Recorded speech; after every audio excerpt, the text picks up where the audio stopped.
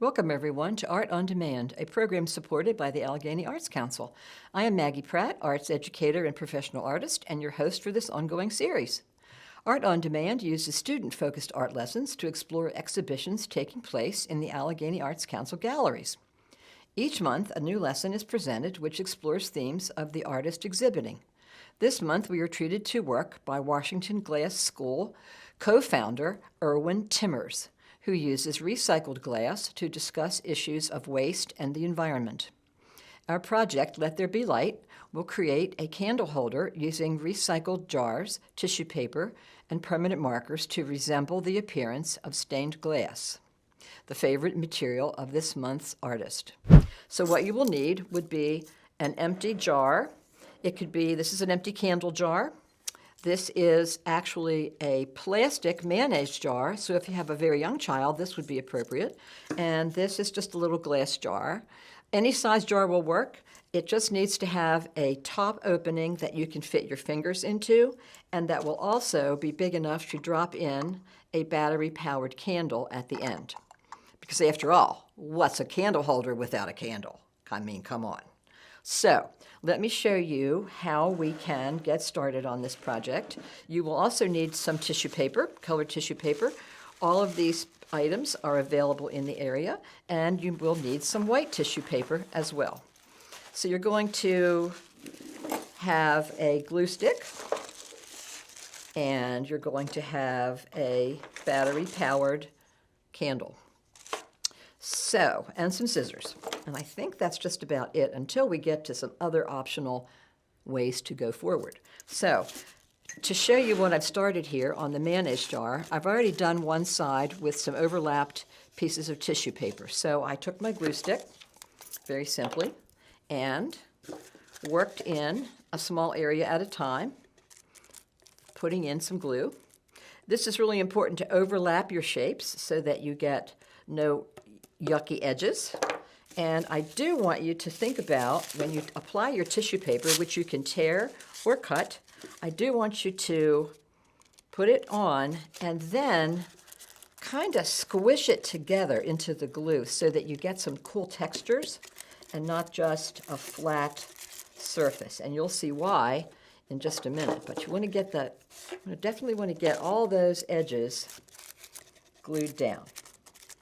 And it doesn't take too long to dry, but you're going to have to be patient at one point because we have to have it completely dry for the next step. So you want to continue to add your colors. You can overlap. You can tear cool shapes. If you rather would cut your shapes and you don't like them so abstract and random, you can cut your shapes to be specific. Maybe triangles, maybe squares, maybe circles. That would also be really cool. But you just want to make sure that you get it nice and glued, and also go for some texture by moving your tissue paper around. Kind of pinch it together so that it creates ridges. They're not loose, though. They're not loose. They're glued down. They're just rough on the surface. So that is how you apply. And the same process, if you're using a glass jar, you can use your glue stick. Or if you have regular white school glue, that works also if you don't have a glue stick handy. You just have to be a little more patient with the white school glue because that takes a lot longer to dry. But the process is the same by adding and scrunching and then tearing to fit and then adding some more glue without the lid on and making sure your edges are all glued down. Okay, so I've done some on this one. I also added, you'll notice, a glass bead. If you happen to have these are also kind of fun to include. You can buy these glass beads in the floral department of any store like Dollar Tree or Walmart, and they add a little bit of extra texture and interest. So if you have access to some of these, they have to have a flat side so they will hold into the glue. And you want to make a little paper nest for this bead to fit into because he will not hold onto the plastic or the glass without a paper background. So then my next step would be on my dry side. This is where you have to be patient a little bit. If you finish your gluing, you want to wait until all of the surfaces are completely dry before you start your next part. So you've maybe seen stained glass before, and you know that it has dark outlines that go around the colored glass. When you do stained glass, that would be lead or metal. In our case, we're just going to use a black Sharpie, like this one. It's a fine point. You could use a medium point.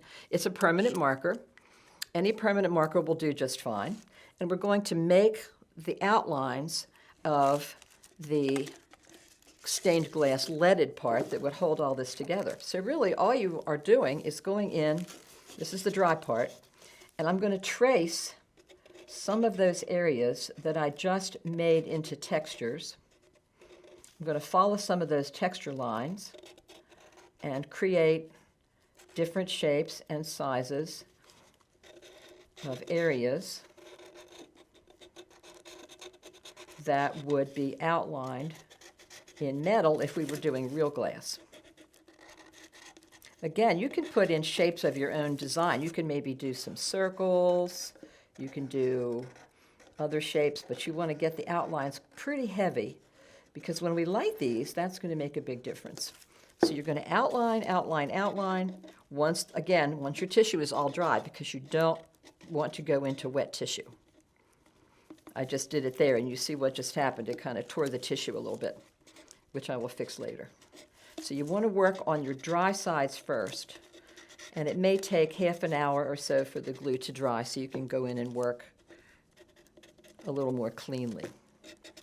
So you can work all the way around. Same on the glass jar. I have already done this side, so this is dry, this tissue's dry, and I'll hold it with one hand and just kind of go in and follow my shapes with the other. And again, you can add your own ideas in there if you want.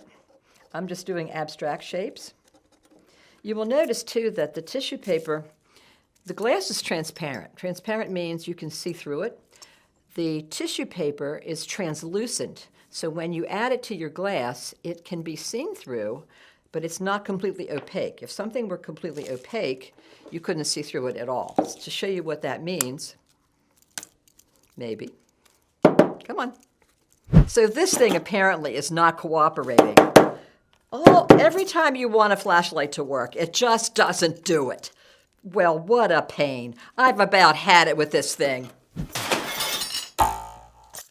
Look what happened. Another one. Woohoo! Art is safe. So as I was saying, you have opaque, translucent, and transparent. So my hand is opaque, so I can put this light up. You can't see through my hand. This jar, oh look, I have a completed one. This jar, when I shine a light through it, you're able to see the colors through the jar because it is translucent.